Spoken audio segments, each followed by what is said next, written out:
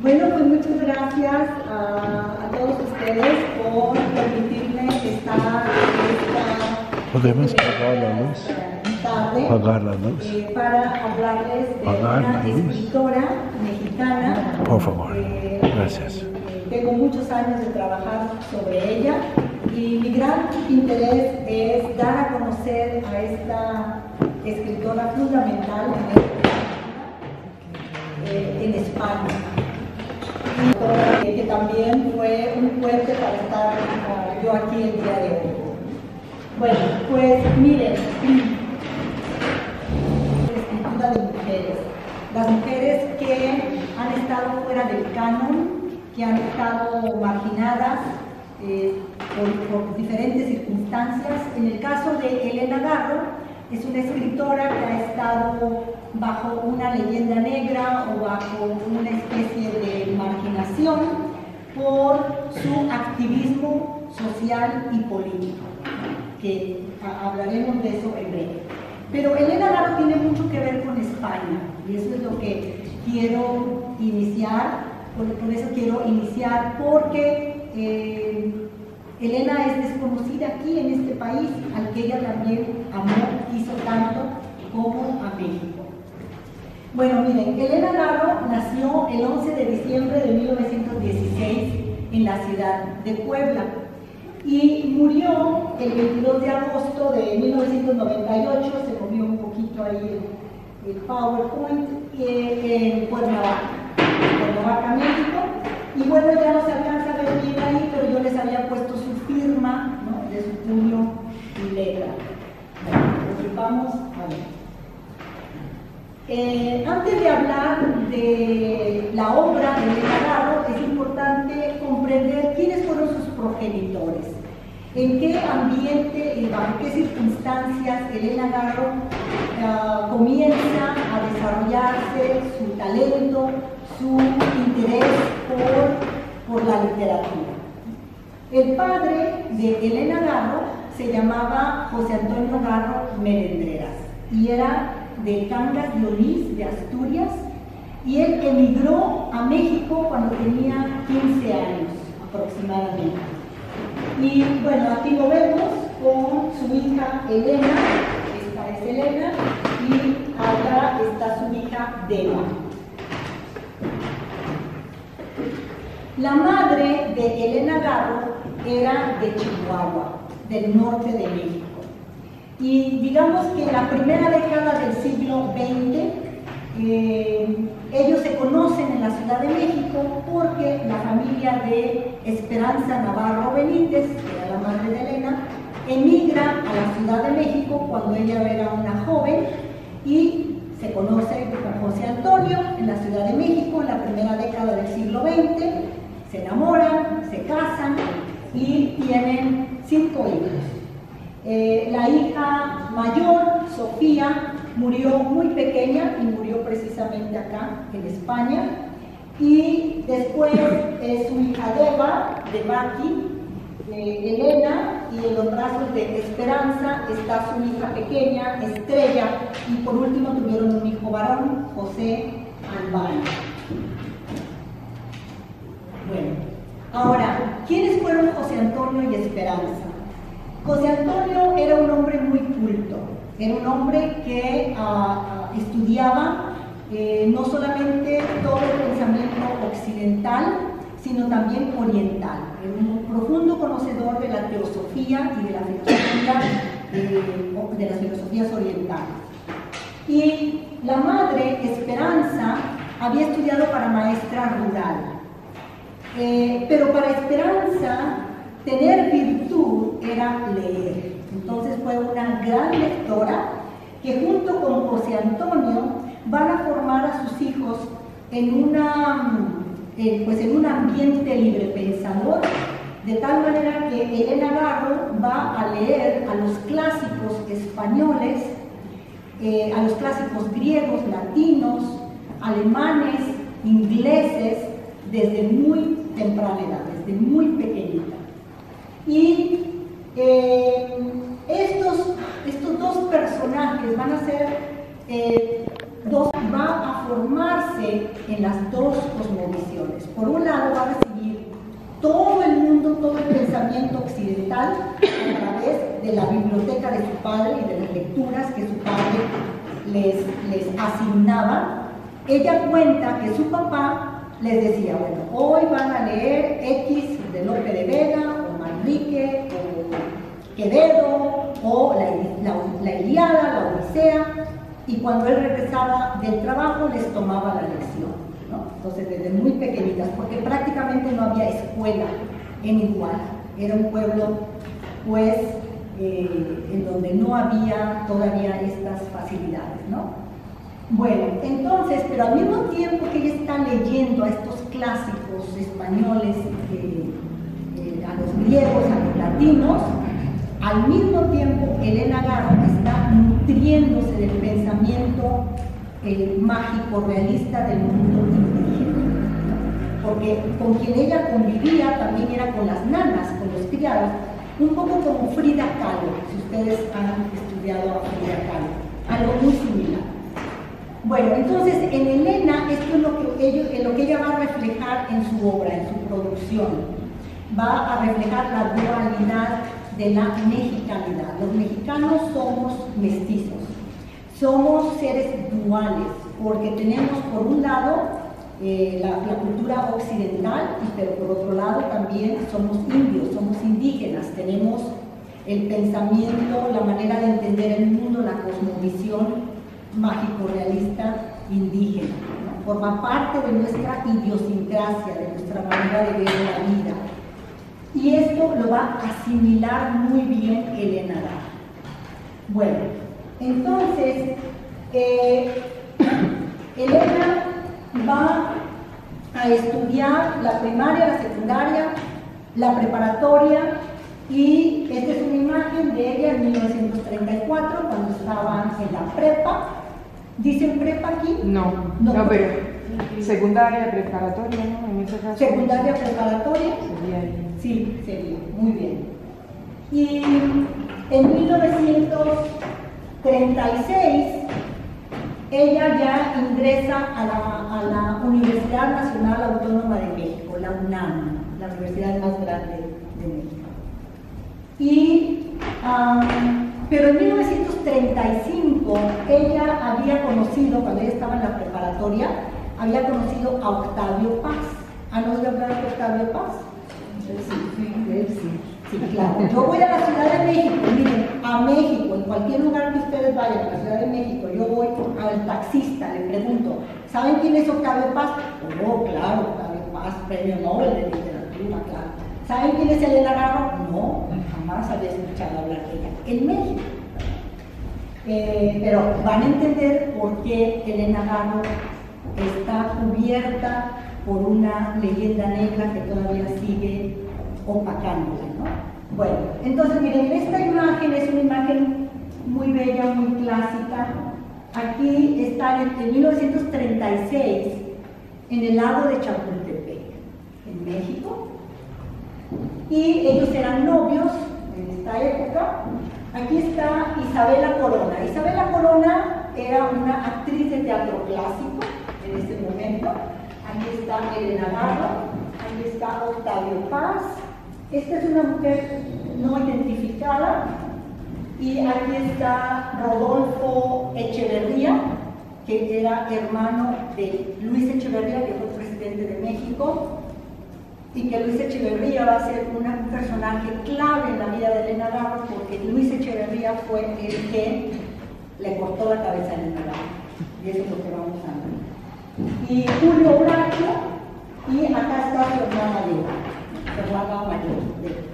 Bueno, aquí están jugando, están haciendo teatro. Una de las pasiones de Elena Garro era el teatro. Elena Garro tenía, antes de casarse con Octavio Paz, ella tenía un proyecto de vida intelectual y artístico muy sólido, muy poderoso, porque su padre y su idólatra, y obviamente solo le preocupaba su proyecto como escritora. Él comenzaba su carrera como poeta, ¿no? Entonces, pero Elena no obedeció Ah, bueno, pero primero les enseño unas imágenes muy románticas, miren. Se ven enamorados, ¿verdad? Aquí están de novios Octavio Paz y Elena Garro en 1936. Y el 25 de mayo de 1937, Octavio Paz y Elena Garro se casan. Pero no se casan de una manera muy convencional, al contrario. Se casan, sí, Elena Garro se casa sin el consentimiento de sus padres. Ella era menor de edad. En aquella época la mayoría de edad eran los 21 años en México. Y ella apenas iba a cumplir 21 en diciembre. Ella tenía, digamos, todavía 20, ¿no? Entonces, se casan, ella sin el consentimiento de los padres no están presentes en la boda. Es decir, van al juzgado, se presentan ante el juez, testigos, amigos de Octavio Paz, se casan y se acabó. La madre de Octavio Paz, porque su padre ya había muerto, igual la madre tampoco estuvo presente, es decir, fue una boda un poco, pues, a la ligera. Y Elena Garro después dijo, ella pensaba que se casaba por un tiempo, y dice, nunca hay que casarse por un tiempo. Bueno, entonces, ¿cuál era la prisa? ¿Cuál era la prisa para casarse por un tiempo?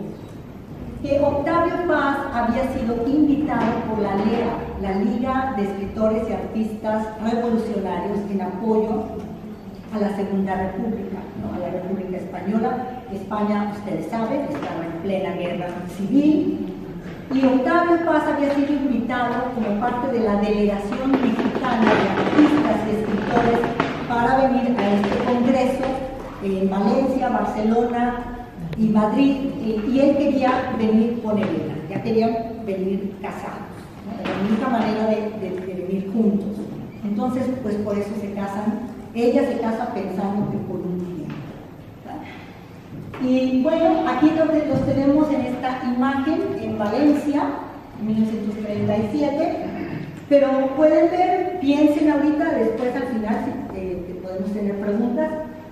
Vean el rostro de Elena Garro, vean su cara, no se ve ya tan enamorada, ni tan contenta, ni tan satisfecha, ¿verdad? Y Octavio Paz ya lleva muy bien sujeta del brazo. Creo que esto indica algo, ¿no? Bueno. La experiencia de Elena Garro durante la Guerra Civil, ella siempre escribió, Elena Garro siempre escribía. Era una compulsión, es como una necesidad, es como respirar, ¿no? Cuando tú escribes, es como respirar, necesitas llevar al papel tus emociones.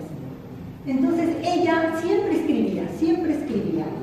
Y en los apuntes que ella hizo de su experiencia en la Guerra Civil, se convirtieron en su libro Memorias de España, 1937, que se publicaron hasta 1992. La primera edición, esta es la edición del siglo XXI, de la editorial mexicana, y la editorial Salto de Página, una editorial madrileña, ha publicado las memorias de Elena Garro en el 2011. Entonces ustedes, este es un libro que lo pueden comprar aquí en España, lo pueden obtener. Son unas memorias fabulosas, estupendas, llenas de humor, de anécdotas, de tragedias también, pero es la visión de una jovencita que, pues, que en ese momento no tenía un conocimiento muy profundo del mundo, no era su primer viaje fuera del entorno familiar. Sin embargo, ella, claro, tenía una cultura muy sólida. Elena Garro, su padre siempre se preocupó porque aprendieran idiomas. Por ejemplo, ellas desde muy pequeñas aprendieron inglés y francés. Entonces, era una mujer que se desenvolvía muy bien en el ambiente y que causaba muchos problemas, porque era una chica que todo lo cuestionaba.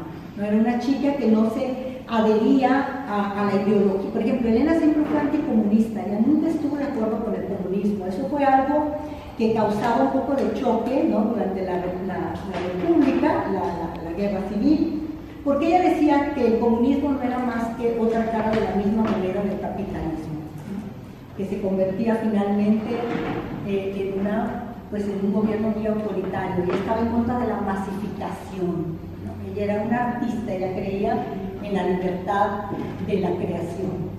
Bueno, entonces, miren, aquí les puse las primeras líneas de las Memorias de España. Elena comienza este libro diciendo: yo nunca había oído hablar de Karl Marx. En casa y en la Facultad de Filosofía y Letras estudiábamos a los griegos, a los romanos, a los franceses, a los románticos, a los alemanes, a los clásicos españoles, a los mexicanos, pero a Marx no. El latín era obligatorio, así como las raíces griegas. Era una educación muy diferente a la de ahora.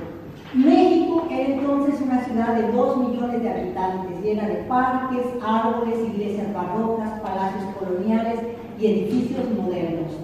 La ciudad era barrida por el viento de la serranía del Ajusco, cuyos árboles minúsculos veíamos desde nuestros balcones. El cielo era alto, azul y sus crepúsculos espectaculares. Éramos 20 millones de mexicanos distribuidos en todo el país. 20 millones de gente tranquila, y como decía Salvador Novo, famoso poeta del grupo de los contemporáneos, un gran poeta ilustre del grupo de los contemporáneos, 20 millones de mexicanos que pueden estar equivocados. El grupo de los contemporáneos reinstaló la cultura en México después de la revolución y de la sangrienta revolución cristera. Los contemporáneos no eran políticos, solo eran eruditos. Ellos nos enseñaron a T.S. Eliot, a André, bueno, que ahí se queda en suspenso. Luego va a contar después, que ella empieza diciendo nunca leí a Karl Marx, luego leí a Karl Marx y me di cuenta que los marxistas no habían leído a Karl Marx, ¿no? Que es como termina esa misma primera idea. Bueno, ellos entonces vivieron en España 6 meses aproximadamente. Hacia finales del 37 regresan a México y ya nos encontramos instalados nuevamente en México a principios de 1938. Y aquí vemos esta imagen, es en el lago de Pátzcuaro, en el estado de Michoacán, y está Elena Garro y Octavio Paz con un grupo de amigos. Y nuevamente, nada más para reflexionar, vean el rostro de Elena Garro, vean el rostro de Octavio Paz. ¿Por qué? Porque una vez casada Elena Garro con Octavio Paz, todos sus proyectos artísticos que ella venía desarrollando antes del matrimonio quedaron truncados. Octavio Paz no permitió que Elena Garro volviera a la universidad, ella nunca pudo volver a la UNAM para concluir sus estudios. Nada de teatro, ella no volvió tampoco a ser ni coreógrafa ni actriz, y tampoco a dedicarse a la danza, nada. Entonces todo lo que le predijo su padre se llevó a cabo, ¿no? Porque entonces Elena va a quedar completamente ya confinada a la esfera privada, es decir, al rol tradicional de madre, esposa, o la compañera del esposo, la compañera del marido, ¿no? La que lo va a ayudar en todo lo que él necesite. Bueno, esta es una imagen muy bella, aunque nuevamente vean el rostro de Elena. Aquí están en Morelia, en ese mismo viaje de la fotografía anterior. Y aquí tengo una anécdota muy interesante para ustedes. En abril de 1939, ustedes saben que México recibió con los brazos abiertos a muchos exiliados españoles, ¿no? que van y se exilian a México después de la guerra. Entonces había muchos españoles, y muchos españoles obviamente tanto franquistas como españoles republicanos. Pero esta es una anécdota que sucede en abril del 39, en donde están en la Ciudad de México. Está Elena Garro con Octavio Paz, su hermana Deva, con su esposo y otra serie de amigos. Y de pronto están comiendo, y de pronto alguien grita ¡Viva Franco!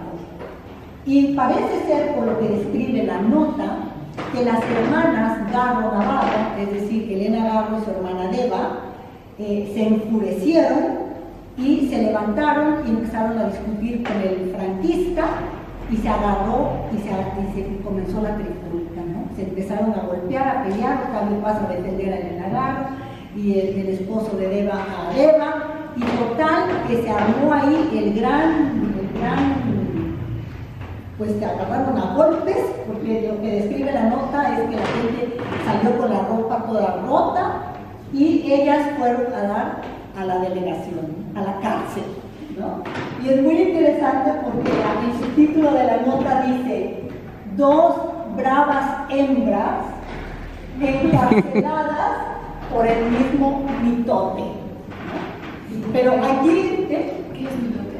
Mitote, bueno, pero mitote es el relajo, el conflicto, cuando hay una pelea, exacto.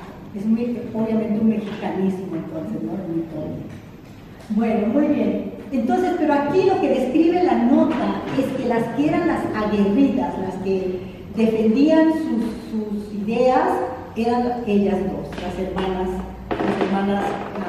Garro Navarro, ¿no? Y que los esposos, claro, se aliaban con ellas, pero ellas eran las que eran de armas tomar, como decía. Bueno, pero fíjense que en este momento, Elena Garro ya está embarazada de la única hija que tuvieron Elena Garro y Octavio Paz, su hija Elena Paz Garro. Y bueno, ya les comenté a grandes rasgos que lo que le predijo su padre pues se llevó a cabo. Elena Garro nace su hija y pues prácticamente se dedica a las labores del hogar, a ser madre, a ser esposa, ¿no? Y aquí la vemos, esto es un collage con imágenes.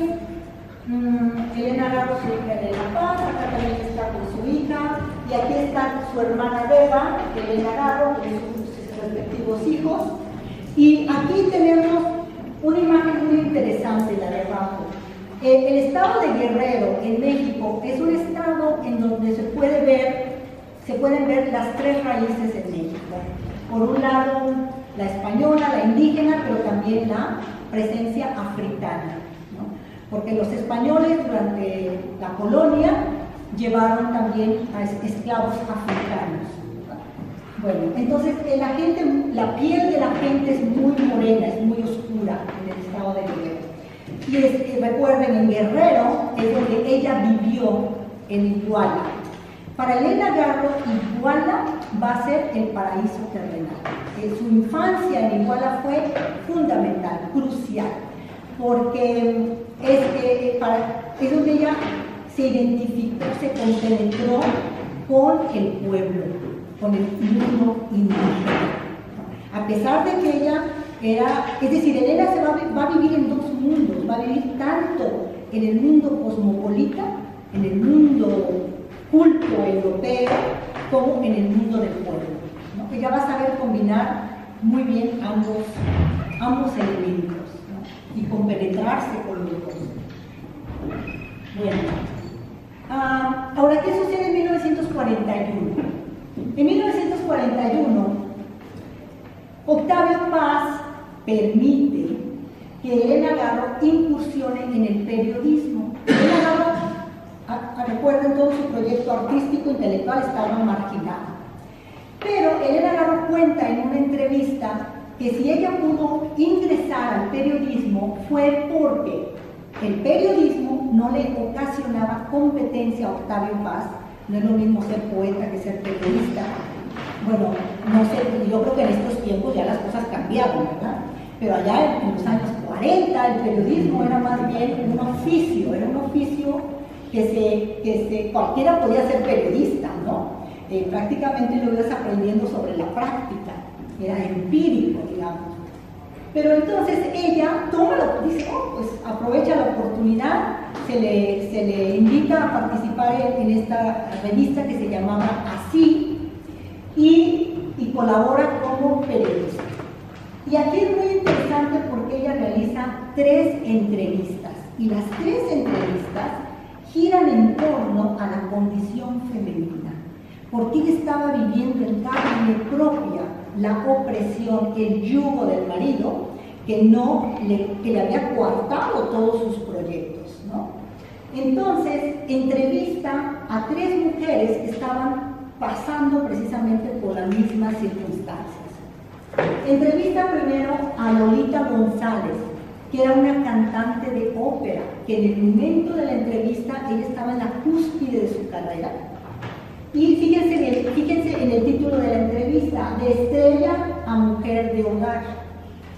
Porque lo que revela en la entrevista es que ella, Lolita, la cantante de ópera, recibía invitaciones, contratos para hacer películas o para cantar en X lugar, y el marido siempre encontraba, qué casualidad, ¿verdad?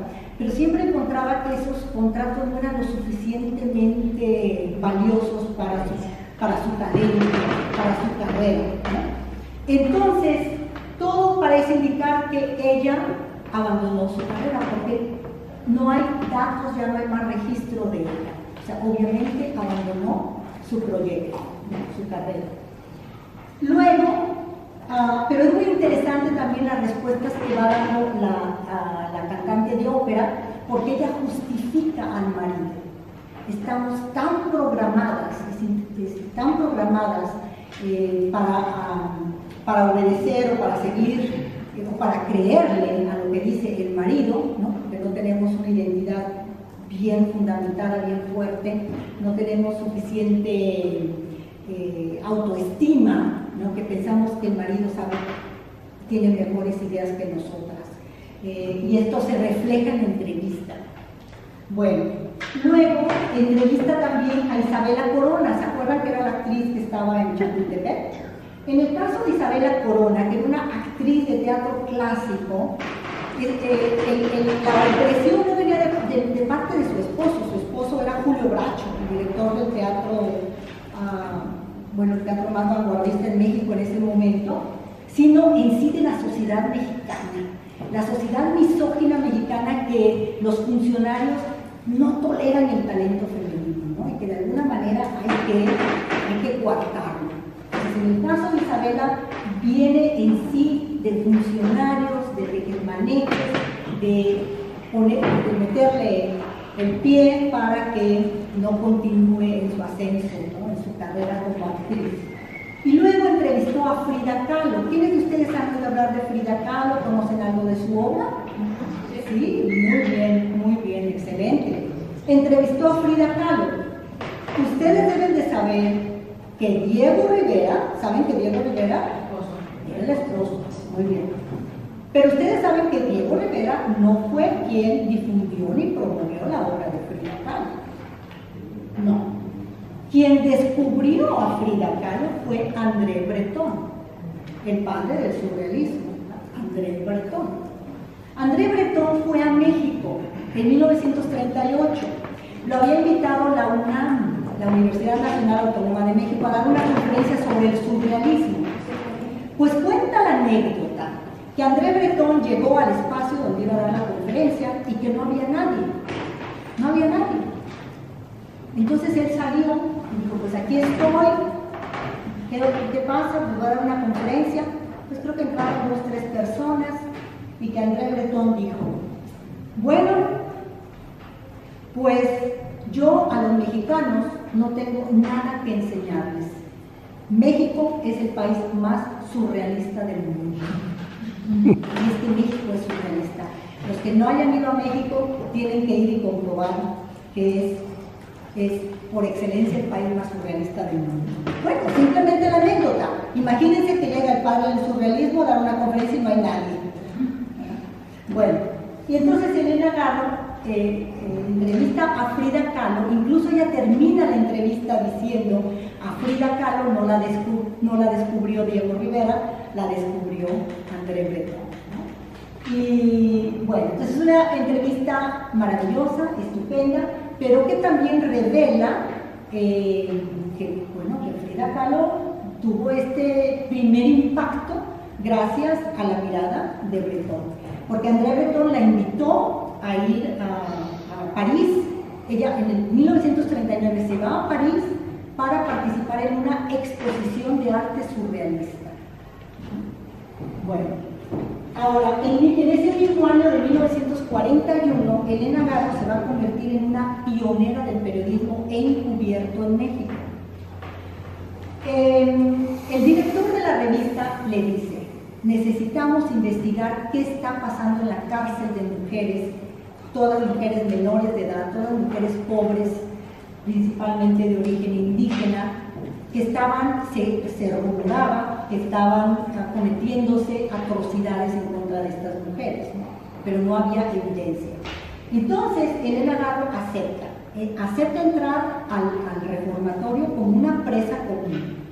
Es decir, aparentemente roba, la policía la captura y la ingresan en el penal. Y el esquema era pasar 10 días en el reformatorio como una presa común para investigar, ver qué estaba sucediendo. Y efectivamente ella descubre que había muchas irregularidades, muchos abusos, porque todas eran mujeres pobres, y incluso, no sé si alcanzan a ver aquí se ve la mamita de una niña, porque las mujeres tenían, había niñas de 5 años, y la mayor tendría entre 19 y 20. Y lo que Elena descubre es cuál era el crimen, porque estas mujeres eran delincuentes. La gran mayoría de ellas habían sido violadas por el novio, el primo, un vecino, un desconocido, y habían terminado en la prostitución. Ese era su crimen, ser prostitutas, habían sido violadas.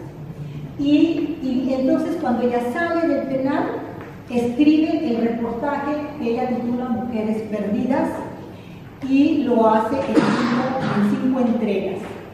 Y cuenta Elena Garro que fue tal el éxito de su reportaje que efectivamente despidieron a la directora del penal, le pidieron que renunciara, y que le pagaron muy bien, dice que le pagaron muy bien por el reportaje, y que con ese dinero compraron los muebles de la casa. Porque por eso también Octavio Paz permitió que ella ingresara en el periodismo, porque en ese momento Octavio Paz era un poeta, era una pareja joven que no tenían dinero todavía, es decir, necesitaban del ingreso extra. Y bueno, entonces Elena Garro hizo el modelo. No sé si ustedes hayan oído hablar de una periodista extraordinaria norteamericana, estadounidense, que se llama Nellie Bly. Nellie Bly es una periodista pionera del periodismo encubierto en Estados Unidos. Es el mismo esquema, nada más que Nellie Bly a finales del siglo XIX ya se mete a un manicomio y tiene un libro extraordinario, ¿no? Que se llama algo así como 10 días en el manicomio, en donde ella entra aparentándose estar demente para descubrir las atrocidades que se cometían en el manicomio para mujeres en Nueva York, en una isla de Nueva York. Entonces el mismo modelo que hace instalada en su país, decide escribir seriamente una obra de teatro que se llama Felipe Ángeles. Felipe Ángeles, ¿ustedes han oído hablar de Pancho Villa? Pancho Villa, Emiliano Zapata, un poco, ¿no? ¿Sí? Okay. Bueno, Felipe Ángeles fue un general que peleó con Pancho Villa, un general muy importante en la historia de la Revolución Mexicana, pero prácticamente desconocido, porque Felipe Ángeles es el símbolo del revolucionario idealista, del que va a morir por los ideales del pueblo, ¿verdad? Por la lucha, realmente lo que significaba la lucha del pueblo. Entonces Felipe está en el imaginario de Elena porque sus tíos, 2 de sus tíos murieron peleando en la revolución, ¿verdad? Bueno, entonces escribe esta obra de teatro, pero no se puede publicar, no se puede llevar a la escena, no nada. O sea que ahí se quedó guardada por muchos años. 1978 fue cuando se publicó Felipe Ángeles. Fíjense. Bueno, luego esta es una imagen en Nueva York. Aquí está Adolfo Bioy Casares, el escritor argentino con el que ella tuvo esta relación amorosa. Esta fue la tercera y última vez que se vieron. Y aquí ustedes pueden ver, allá está Octavio Paz, muy liberales, ¿verdad? Aparentemente muy abiertos. Y ahí está la hija de Octavio Paz y de Elena. Por fin, en 1957, Elena Garro puede darse a conocer como escritora. En 1957 ya el matrimonio Paz-Garro estaba ya al final de su relación, ¿no? Ya prácticamente no vivían juntos, y Octavio Paz había fundado junto con otros intelectuales y artistas mexicanos el grupo que se llamaba Poesía en Voz Alta, que se consideraba un laboratorio teatral con la idea de renovar el teatro en México, porque el teatro en México estaba en un teatro muy costumbrista, muy tradicional, muy esquemático. Entonces había que cambiar el teatro en México. Y Octavio Paz se propuso eso con otros intelectuales. Elena Garro no podía participar, obviamente, ella al margen, pero finalmente Octavio permite que el grupo represente 3 de sus obras en un año, que son Andarse por las ramas, esta es una imagen de Andarse por las ramas, Los pilares de Doña Blanca y Un hogar sólido. ¿Y cómo es que Elena va a contribuir al teatro en México? ¿Por qué va Elena a ser tan diferente? Su teatro es completamente distinto. Porque, en otras palabras, ¿ustedes han oído hablar del realismo mágico en Hispanoamérica? Sí, bueno. Pues es como, podríamos decir, el realismo mágico en el teatro. ¿Sí? Elena Garro va a romper, digamos, con el teatro tradicional, esquemático, naturalista, realista, al incorporar o intercalar el mundo de la magia, el mundo de la fantasía, ¿no? Es decir, en donde el tiempo no es el tiempo cronológico, no es el tiempo lineal, los espacios están totalmente fracturados, el espacio tradicional, el espacio realista. Y aquí, por ejemplo, en Andarse por las ramas, esta es obviamente una obra autobiográfica y es una farsa, es muy chistosa, es muy simpática. El personaje, obviamente, es una ficcionalización de Octavio Paz, que el personaje masculino se llama Don Fernando de las 7 y 5, porque Don Fernando está obsesionado con el tiempo, él vive en el mundo del reloj, ¿no? En el mundo de la cotidianidad, el mundo ordinario, que para Elena es el mundo vacuo, ¿no? Pragmático. Y Titina, que es obviamente un alter ego de Elena Garro, es la figura femenina, que para ella la verdadera realidad es la realidad de la imaginación, de la creación, en donde no estamos regidos por los esquemas, ¿no? Y bueno, aquí no es una hija, es un hijo. Pero Titina, ¿qué hace? Titina de pronto está harta, está cansada de estar escuchando la retaíla del marido, ¿no? El regaño, la inconformidad del marido, etc. Que de pronto se levanta y coge un pedazo de tiza, ¿no? Un pedazo de gis rojo, dice la obra, y se para y dibuja una puerta y se sale por la puerta y se va. Entonces, en la obra, cuando ella se sale por la puerta, ella ya está en otra dimensión, en otro espacio. Y es en ese otro espacio es donde ella explica su manera de ver el mundo, lo que realmente tiene valor. Y es muy poética, es muy lírica, los hombres se burlan de ella, tienen que verla, es extraordinaria. Entonces, en ese sentido es que ella rompe con el teatro, ¿no? Luego, otra de sus obras es Un hogar sólido. Un hogar sólido es una de las obras más famosas de Elena Garro. En Un hogar sólido rompe, por ejemplo, también con los espacios concretos tradicionales. El espacio en Un hogar sólido es la cripta, una cripta, ¿no? Entonces todos los personajes están muertos. Cada personaje está en su tumba, en la cripta familiar. Hay muchas tumbas. La obra comienza cuando los personajes oyen ruidos. Supongamos que esta es una cripta, aquí estamos todos, pero estamos todos muertos, ¿verdad? Y de pronto se oye ruido, hay pasos. ¿Qué indica que haya pasos ahí arriba? Que obviamente traen un muerto, que alguien murió de la familia. Entonces los personajes comienzan, oigo pasos, alguien viene, ay, qué bueno que alguien murió, ¿quién vendrá? Están todos hacia la expectativa a ver quién viene, quién se murió de la familia. Ya desde ahí es bastante diferente la obra, ¿no? Es ese humor negro, muy mexicano también, no sé si conozcan la obra de José Guadalupe Posada, Las Catrinas. Esto es también muy Posada, muy larreano. Entonces, están esperando a ver quién viene y resulta que murió Lidia, ¿no? Y su mamá y su papá ya están enterrados, ya están muertos. Entonces la mamá, ¡ay, hijita! ¡Qué bien te ves! ¡Qué bien te ves! ¡Qué bueno que te moriste tan pronto! Ya tenemos aquí a la familia completa, ¿no? Ya estamos todos aquí. Y entonces la obra lo que plantea es una obra que tiene un planteamiento existencialista, ¿no? Porque la obra va a cuestionar que los muertos están más vivos que los vivos.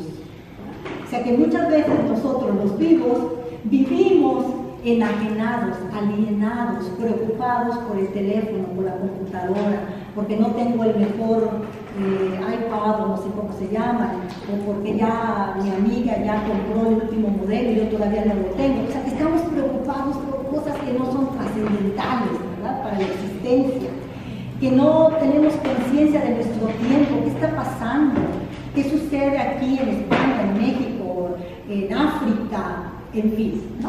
O sea, todo lo que es el cuestionamiento del pensamiento. Entonces, Elena hace ese planteamiento, pero muy a la mexicana, porque para los mexicanos el ciclo vida-muerte forma parte del mismo ciclo. Para nosotros no hay una dicotomía entre la muerte y la vida, es lo mismo. Y esto es parte del mundo indígena, ¿no? Para el mundo indígena, una semilla tiene que morir, tiene que estar seca, muere, la plantas y nace la vida. Así se explicaban los antiguos mexicanos el ciclo vida-muerte. Entonces, esto está muy presente en la obra, ¿no? Y bueno, es una obra deliciosa, extraordinaria, que hace un planteamiento existencialista, pero lleno de humor negro, ¿no? Lleno de esta... porque muchas personas piensan que Uno va sólido es una obra absurda, del absurdo, del teatro de Ionesco. Tiene obviamente elementos, porque Elena Garro una vez dijo, yo daría toda mi obra, todo lo que he escrito, por haber escrito Las sillas de Ionesco. Ella admiraba enormemente a Ionesco, ¿no? Pero no es Ionesco, es mexicana. Elena Garro tiene un estilo muy peculiar, ¿no? Muy único, muy diferente. Es decir, ella toma todas las vanguardias, además toma su conocimiento profundo de la cosmogonía o del entendimiento indígena y hace una mezcla que va a salir algo muy distinto, ¿no? Está en la red, podéis bajar esta obra, está en la red. Está en la red, la pueden bajar, la pueden leer. Es excelente. Bueno, luego, Elena, aquí viene la parte donde ya va a venir la parte un poco más complicada y traumática, porque Elena Garro, al mismo tiempo que se da a conocer como dramaturga y que comienza a ser una escritora descubierta por los intelectuales, los periodistas mexicanos, la buscan, la entrevistan, ¿quién es este? Pues claro, la esposa de Octavio Paz, pero ¿por qué no había escrito antes? ¿Dónde estaba escondida esta mujer, este talento?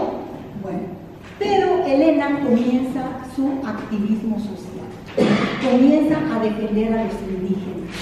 Había una comunidad que se llamaba Aguatepec, en el estado de Morelos, y ahí estaban masacrando a los indios, los estaban envenenando, encarcelando para robarles sus tierras.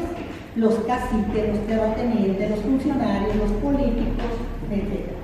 Entonces ella se compromete con la comunidad para defender a los indígenas. Y tanto fue su compromiso que en 1959, en enero, ganaron, toda la comunidad ganó legalmente ante el juez las tierras de Aguatepec para para los comuneros. Pero el que era presidente de México en este momento, Adolfo López Mateos, se enfureció y prácticamente la expulsó. Elena Garro tuvo que salir casi huyendo de México porque causó un gran malestar a la oligarquía mexicana. Y miren aquí, nada más como una nota, no sé si alcanzan a ver, allá está Elena Garro. Esta es una imagen de periódico que no se consigue el original, pero allá está Elena Garro y ahí está Elena Poniatowska. No sé si conozcan a Elena Poniatowska, ya no he oído hablar de ella, pero Elena Poniatowska está leyendo el periódico. Bueno, entonces Elena salió, se fue huyendo de México y vivió en París hasta 1963, del 59 al 63. En el 63, su prima, ¿ustedes han oído hablar del ballet folclórico de México? El ballet folclórico muy famoso que viaja por todo el mundo con los bailes tradicionales mexicanos, el jarabe tapatío, ¿sí? Bueno, la fundadora del ballet folclórico era prima hermana de Elena Garro, Amalia Hernández, prima hermana. Amalia invita a su prima Elena a regresar a México para escribir un libreto, un guión para el ballet, para hacer una película con el ballet. Y ella, Elena Garro, que pues conocía a muchos directores de cine, etc. Elena Garro también había conocido muy bien a Jean Genet, ¿no?, cuando había vivido en París, pero en este caso ella invita a Marcel Camus para que dirigiera la película. Marcel Camus, una de sus películas más famosas es El Orfeo Negro, una clásica. Pues viene Marcel a México en el 63 para filmar la película, pero hubo una serie de pues de tejemanejes, de corrupción, conflictos, y el proyecto no se llevó a cabo, lamentablemente. Pero la buena noticia es que por fin se va a publicar su novela, la más emblemática de Elena Garro, que es Los recuerdos del porvenir. Elena Garro había comenzado a escribir esta novela en 1951 y luego la había continuado en el 52-53 en Suiza, que también ellos vivieron en Suiza, pero pues imposible publicarla. Esta novela se publicó cuando Octavio Paz quiso que se publicara, hasta 1963.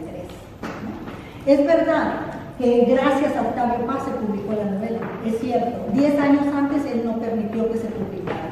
10 años después dijo, ok, se publica.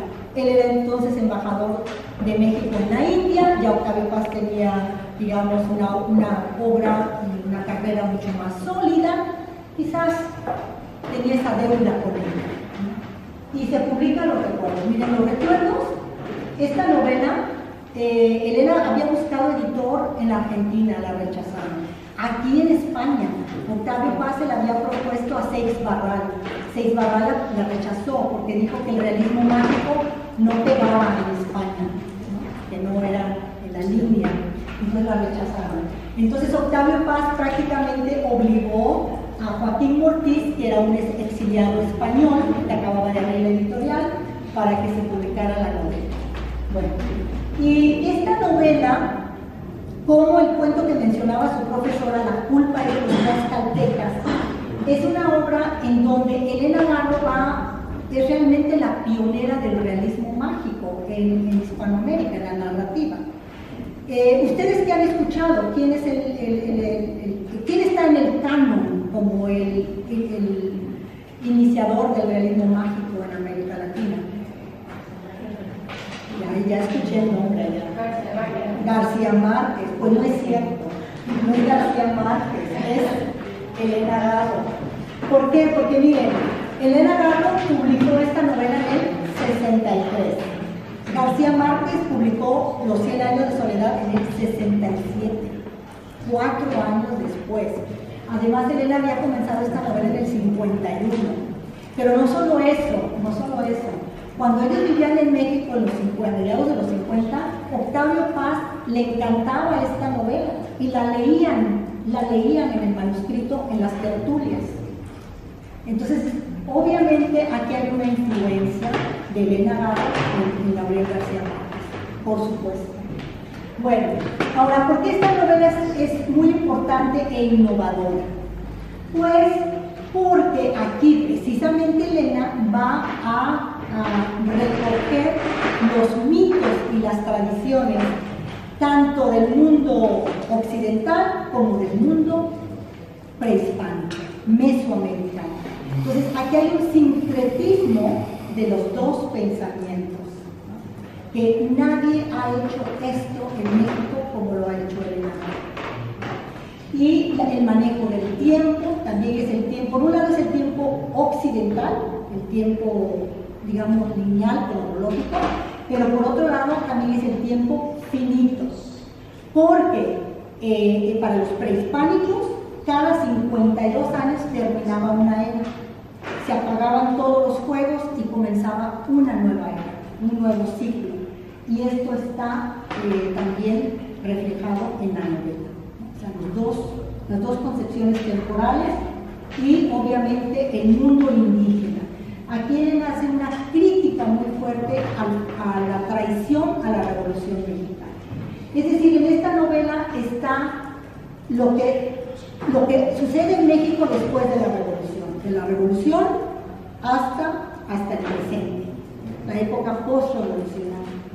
Es una obra que no pasa de moda, que no pasa que es muy vigente, ¿no? Que está muy actual. Bueno, yo podríamos leer un párrafo si quieren, o están ya cansados. Chicos, allá atrás, los que están platicando, tal vez podrían guardar un poco de lugar mítico. Es un lugar mítico que es obviamente México. Y dice: aquí estoy sentado sobre esta piedra aparente, porque no es en realidad no es una piedra, es como, también está un poco la idea del mito de la mujer de Lot, cuando la mujer transgrede, cuando la mujer rompe con lo tradicional, se convierte en piedra, ¿no? Se convierte en la mujer de sal. Entonces el pueblo está narrando y dice: aquí estoy sentado sobre esta piedra aparente, porque no es una piedra, es Isabel, una de las protagonistas, que se ha convertido en piedra por haber transgredido los roles tradicionales, ¿no? O por haber amado a la persona prohibida. Dice: solo mi memoria sabe lo que encierra. La veo y me recuerdo, y como el agua va al agua, así yo, melancólico, vengo a encontrarme en su imagen cubierta por el polvo, rodeada por las hierbas, encerrada en sí misma y condenada a la memoria y a su variado espejo. La veo, me veo y me transfiguro en multitud de colores y de tiempos. Estoy y estuve en muchos ojos. Yo solo soy memoria y la memoria que de mí se pega. Bueno, y luego ya el pueblo comienza a narrar y va a ir describiendo a todos sus personajes, habitantes y la tragedia que sucedió en Ixtepec. Bueno, es una novela clásica. Esta novela se ha editado, se ha publicado en varias ocasiones en España. Las pocas personas que conozcan, sepan algo de Elena Garro, quizás sea a través de los recuerdos del pueblo. Está en la red también, podéis bajar la novela. Qué maravilla, ¿verdad? Bueno, aquí está, en 1964 se publica su primera colección de cuentos, La Semana de Colores. Y aquí es donde está el cuento que les mencionaba su profesora Milena, La culpa es de los tlaxcaltecas, que es también un clásico de la cuentística en lengua española. Ya no voy a decir hispanoamericana, en lengua española. Pero aquí les quiero mostrar la vena de Elena Garro, su activismo social. Fíjense, estos son unos segmentos de este cuento. Dice: siempre fuimos pobres, Señor, y siempre fuimos desgraciados, pero no tanto como ahora en que la congoja campea por mis cuartos y corrales. Ser pobre, Señor, es irse quebrando como cualquier ladrillo muy pisado. Así somos los pobres, ni quien nos mire y todos pasan por encima. Ya usted mismo lo vio, Señor, cuando mataron a mi hijito el mayor para quitarnos las tierras. ¿Qué pasó? Que el asesino de Borrega se hizo un palacio sobre el terreno y ahora tiene sus reclinatorios de cera blanca en la iglesia del pueblo, y los domingos, cuando viene de México, la llenan con sus pistoleros y sus familiares, y nosotros los descalzos mejor no entramos para no ver tanto desacato.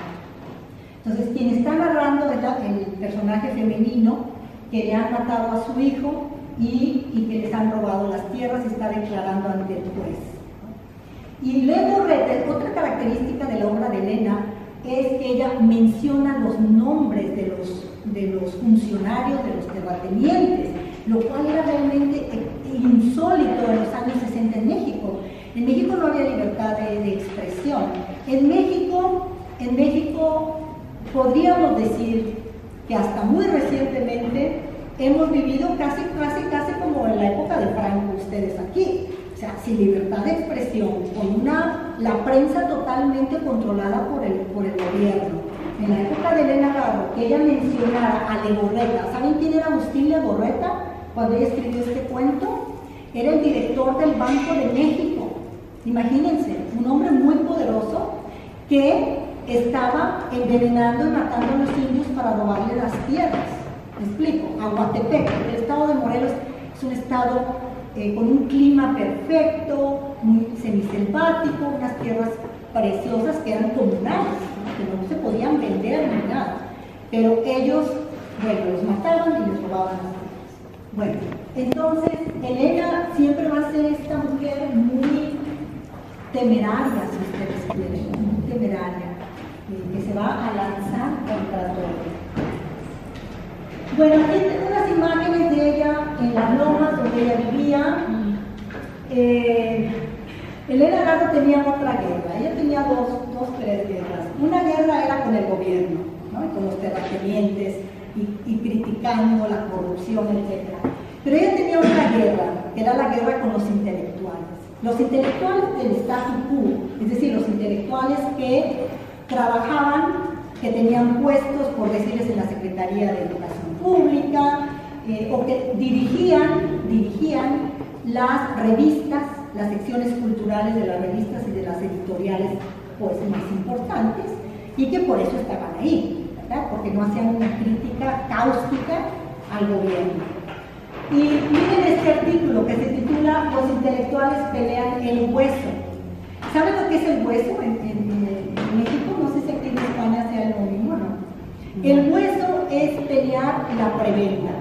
Por ejemplo, tú complaces al gobierno para que te dé una beca, ¿no? Para que te vayas a estudiar.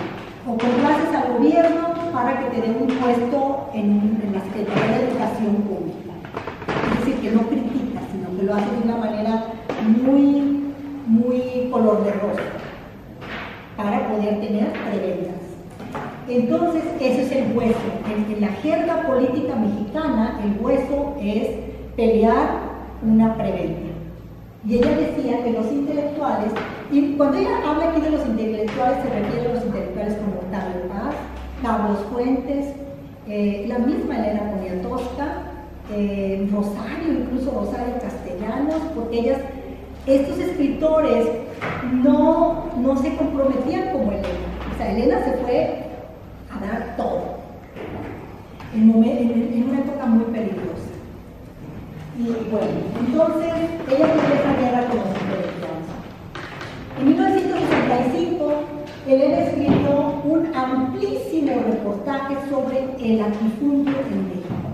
Es decir, que en 1965 México seguía viviendo como la época de la colonia, ¿no? Cuando los españoles dominaron México durante 300 años, cuando los indígenas vivían en condiciones precarias, miserables, muy pobres, al servicio del hacendado, ¿verdad? Que eran todos españoles, criollos, y México seguía viviendo igual. En 1965, después de la Revolución, nada había cambiado, nada ha cambiado todavía.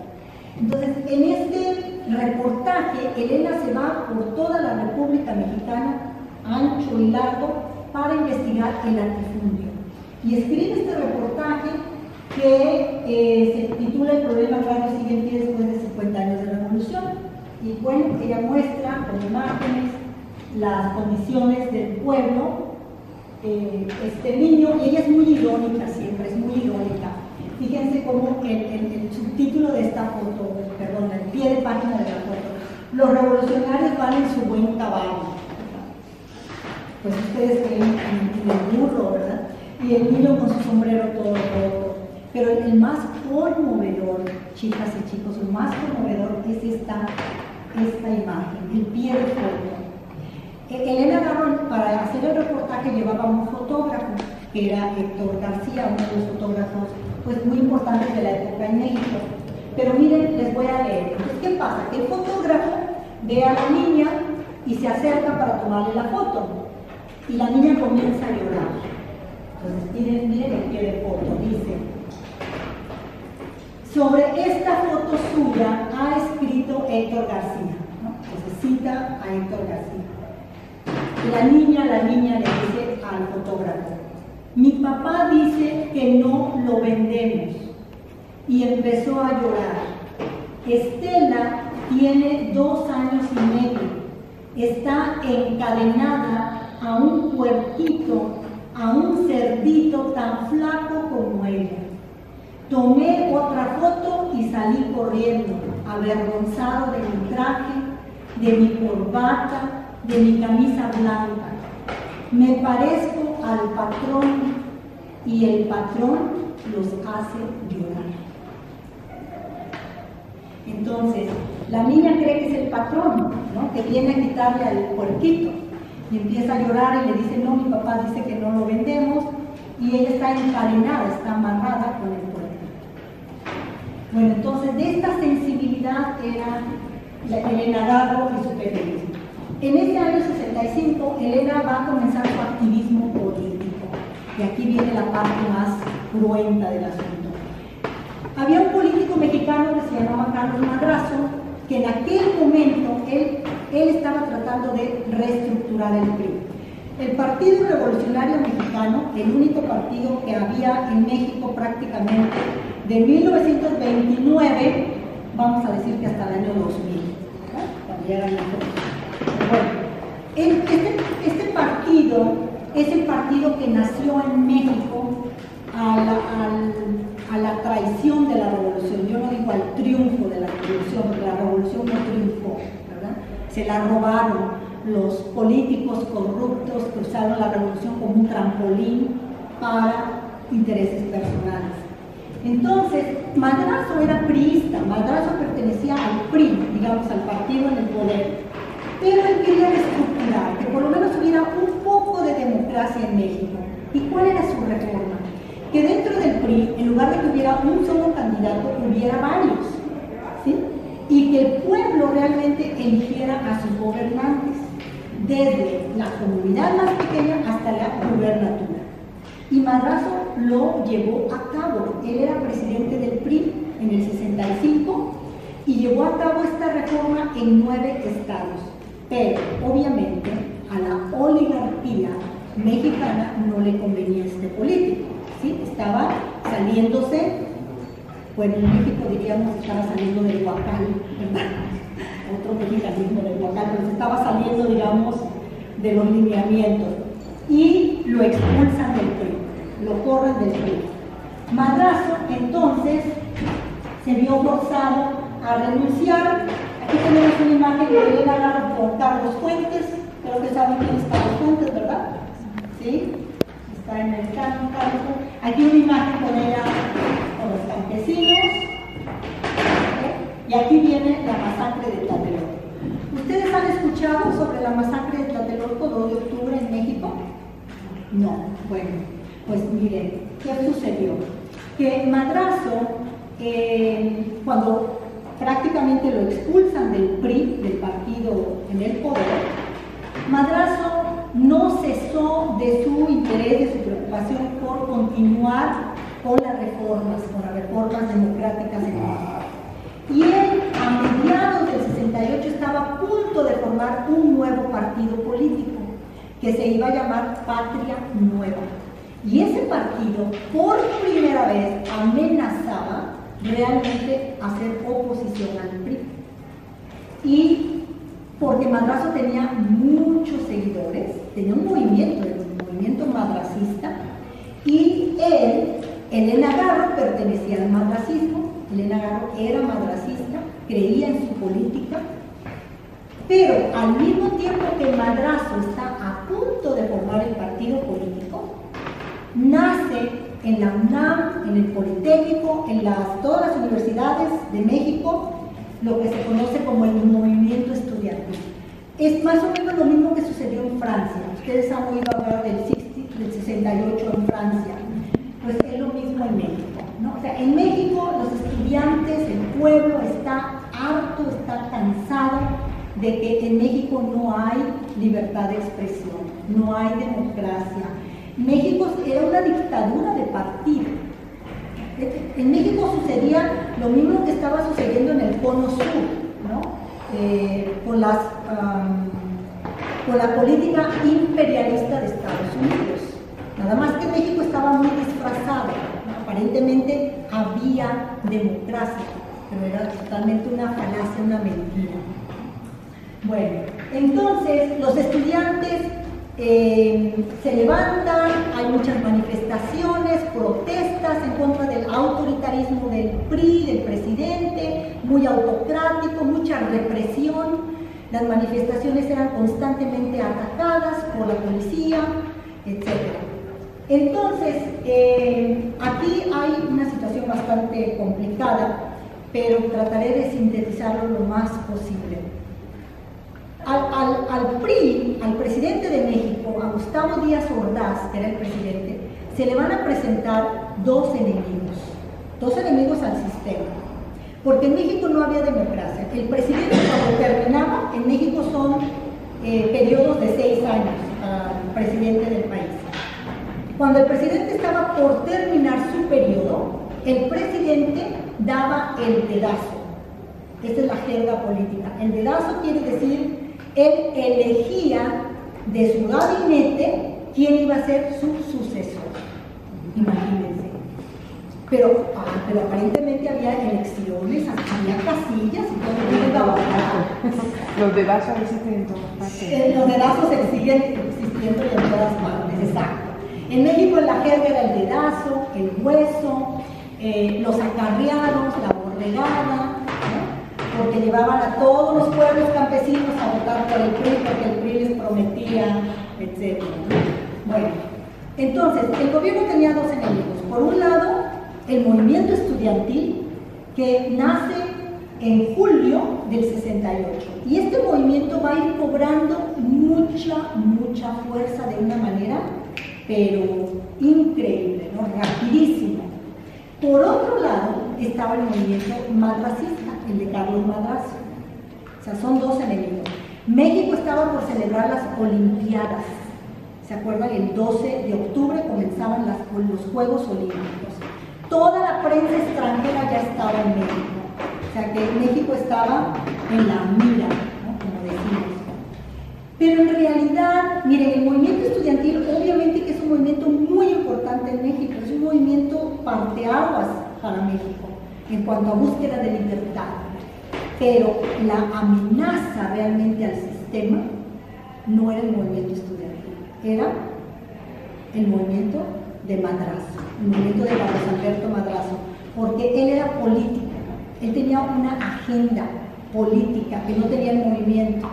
El movimiento era obviamente una muestra del malestar que había en México, pero ellos no estaban, había 300 líderes, imagínense, 300 líderes tenía el movimiento estudiantil. En el madracismo había un líder, un político, una agenda, que era una agenda política, económica, social, educativa, porque él acababa de reestructurar su estado, había sido gobernador de Tabasco, y era un político íntegro, honesto.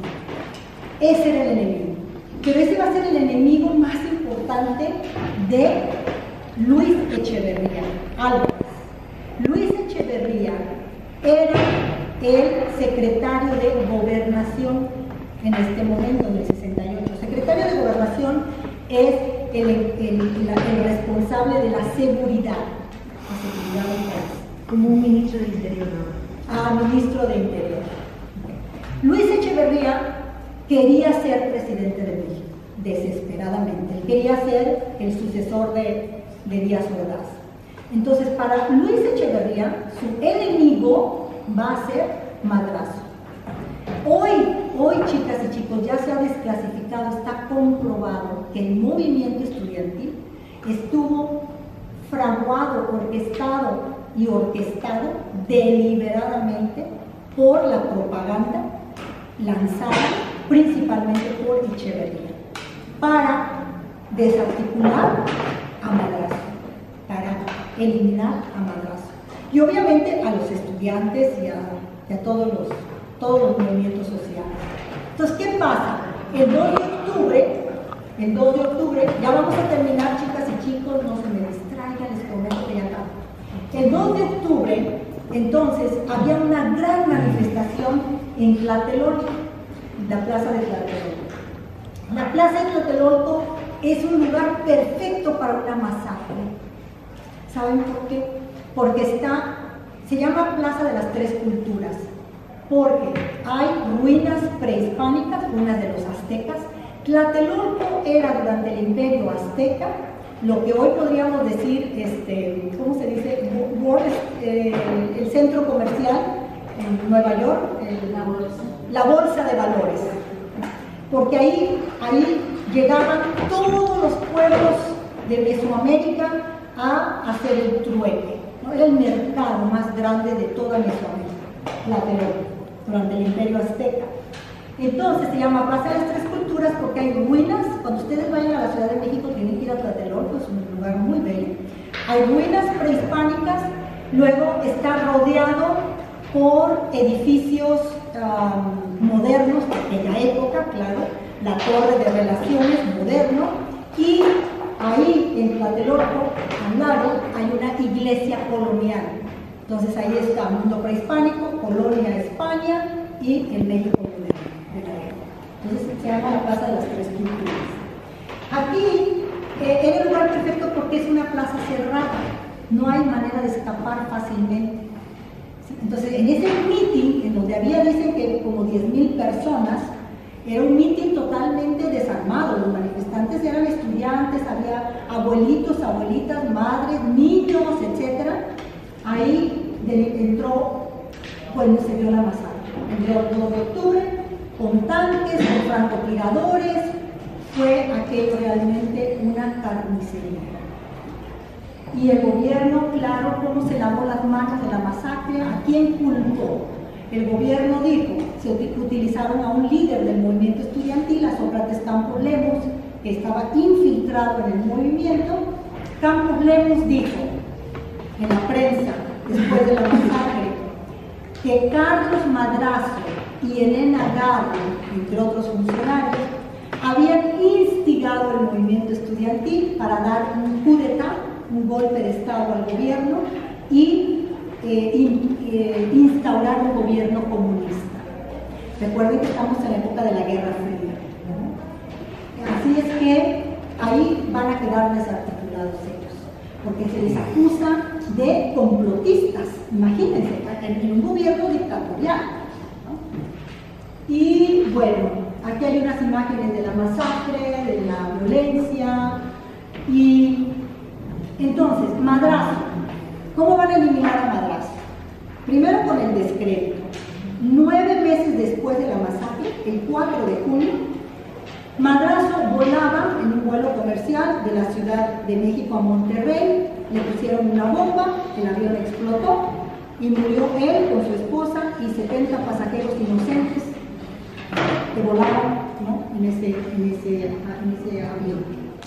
Madrazo quedó eliminado, el movimiento madracista desapareció. Igual que el movimiento estudiantil lo coartaron con la masacre, ¿no? A pesar de que después hubo más manifestaciones, pero prácticamente allí murió. Luego, a Elena Garro, ¿cómo van a desarticular a Elena? Elena Garro, ese mismo 6 de octubre, cuando la prensa dijo que Elena Garro era una complotista, Elena Navarro dijo, pero si yo no tengo la culpa, si yo ni pertenecía al movimiento estudiantil, porque ella no era del movimiento, ella era madracista. Y ella siempre culpaba a los intelectuales, porque decía que los intelectuales, los del statu quo, lanzaban a los estudiantes a las calles a protestar, pero que ellos no se responsabilizaban, que no se, digamos, solidarizaban con los chicos que estaban siendo golpeados, encarcelados, etc. Y llama a la prensa, Elena Garro llama a la prensa esa noche, hace una rueda de prensa y culpa a los intelectuales de no dar la cara y de no defender a los chicos, ¿no? De no salir. Ahora, ok, ya nos sacaron a los muchachos, ahora salgan ustedes, todos estos intelectuales del statu quo, salgan a defenderlos, vayan, enfrenten al gobierno. Entonces, eso lo aprovechó la policía secreta para decir que Elena Garro había dado los nombres de los 500 intelectuales involucrados en el movimiento. Es decir, la acusaron de soplona, en otras palabras. ¿Me explico? Ahora, recuerden que la prensa estaba completamente amordazada. Los periódicos no publicaban lo que no daba luz verde el gobierno, ¿no?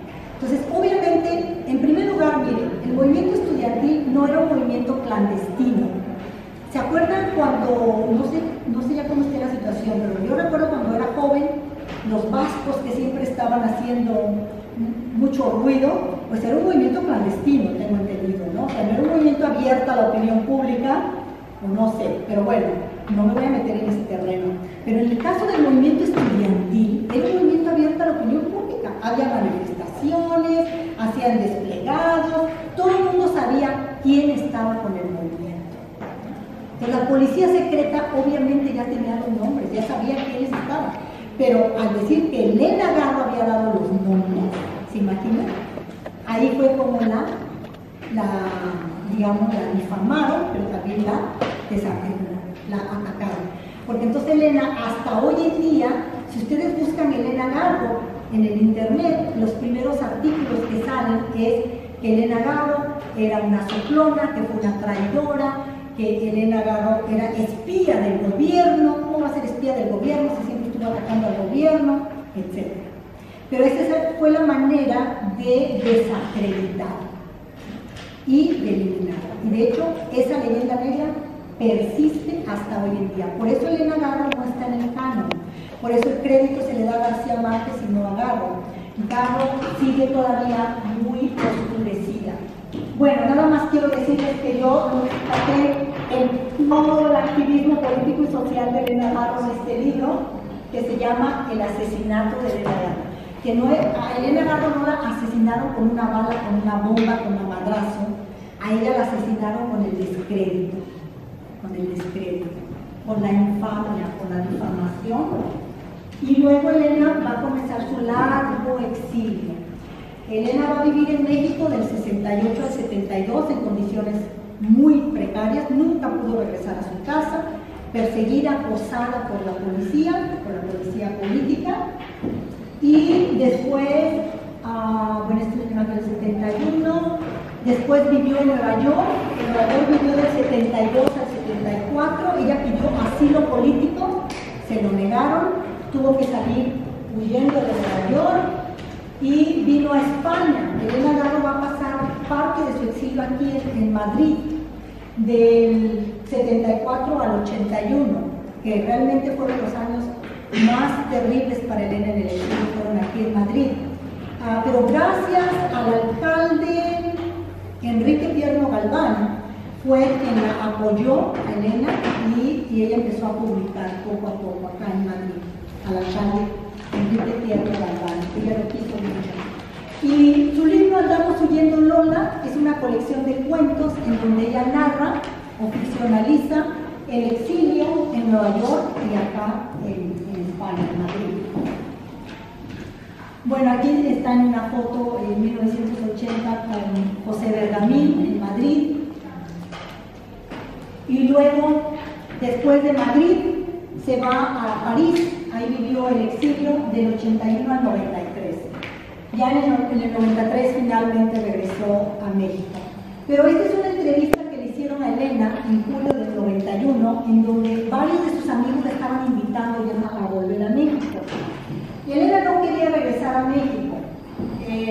aquí les leo esta parte de la entrevista donde dice: yo no me metí, yo no estaba con ese movimiento, o sea, el movimiento estudiantil. Siempre lo he dicho, yo nunca estuve con ese movimiento pequeño burgués, para que veas, ¿no?, le dice al reportero. Yo lo consideraba un movimiento hecho por estudiantes que estudiaban para ser licenciados, médicos, arquitectos y para explotar al pobre, para acomodarse y seguir explotando al indio y al campesino y al obrero. Bueno, ese era su punto de vista. Bueno, entonces, pero él finalmente se regresó a México en el 93, ya para pasar los últimos 5 años de su vida en Cuernavaca.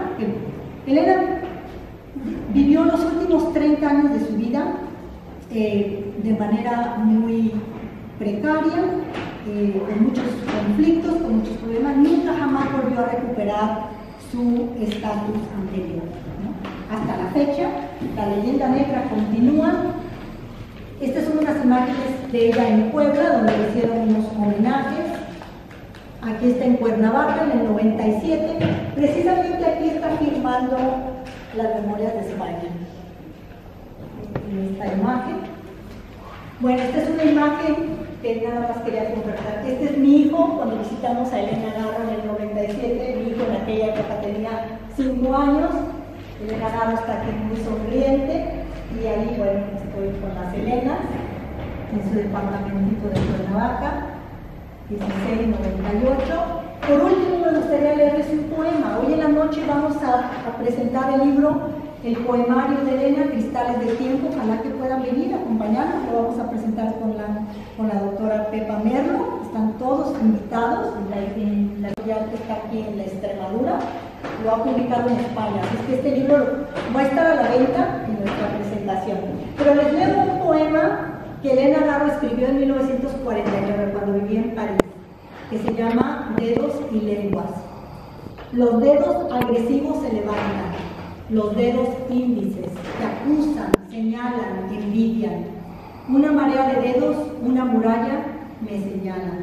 Las lenguas se despiertan, se liman en los dientes, se envenenan en la saliva del colmillo.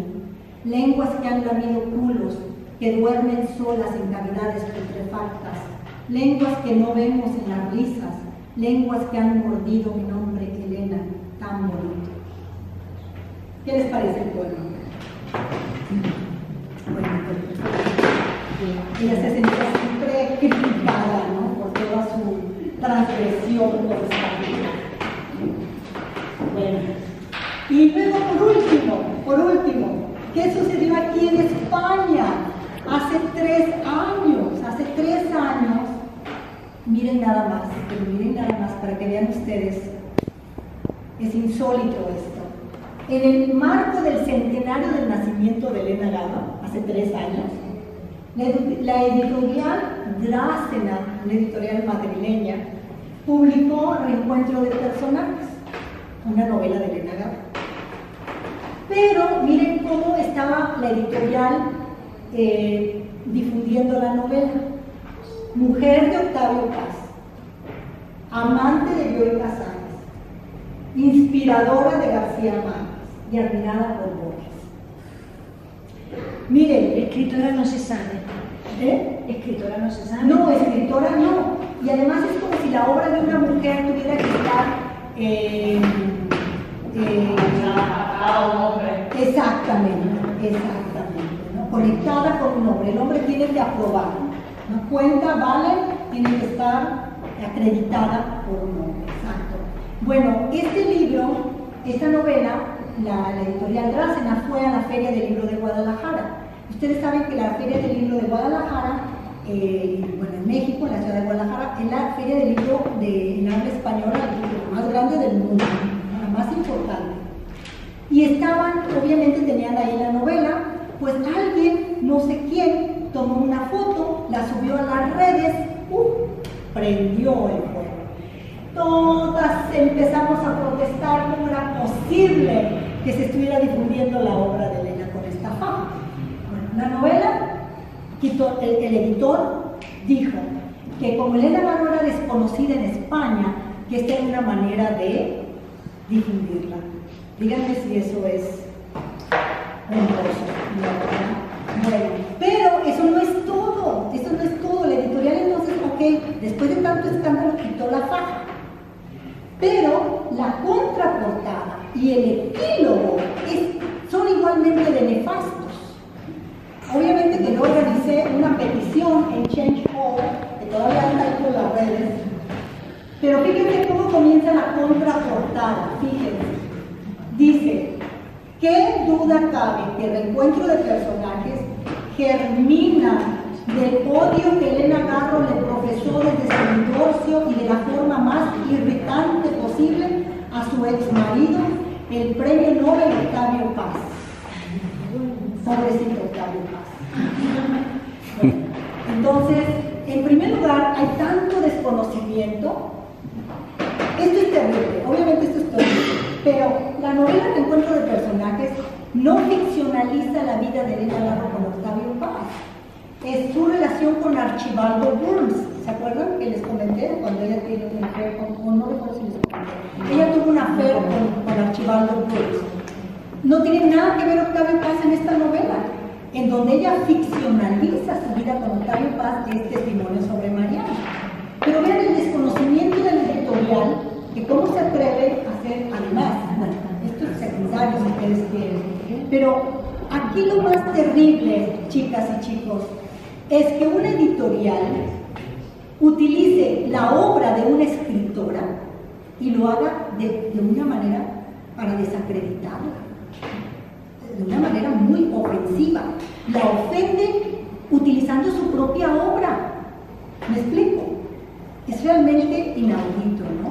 Bueno, pues la novela nunca se sacó del mercado, sigue circulando, pero esto es parte de esa leyenda negra, porque los editores, los escritores siguen teniendo el derecho de hacer con la figura de Elena Garro lo que quieren, ¿no? Y bueno, entonces mi interés, mi preocupación y mi pasión por la obra de una escritora que, como ella dijo, yo defendí a los indios hasta que me hundí junto con ellos.